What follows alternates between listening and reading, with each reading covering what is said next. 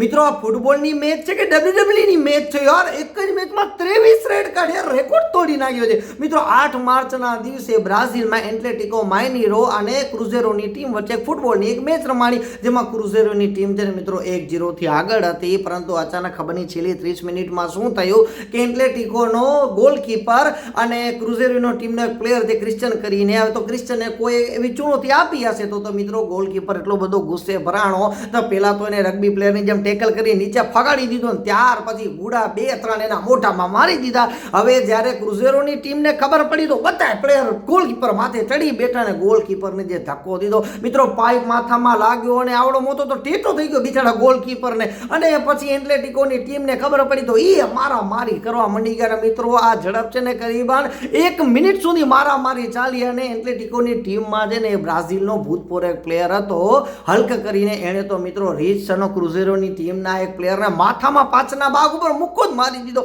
અને ત્યાર પછી મિત્રો પોલીસને બોલાવી પડી, ત્યારે મિત્રો આ શાંત થયું માથાકૂટ. અને ત્યાર પછી 23 રેડ કાર્ડ આપવામાં આવ્યા. 12 રેડ કાર્ડ છે એ ક્રુઝેરોની ટીમને આપવામાં આવ્યા છે અને 11 રેડ કાર્ડ છે ને એથ્લેટિકોની ટીમને આપવામાં આવ્યા છે યાર.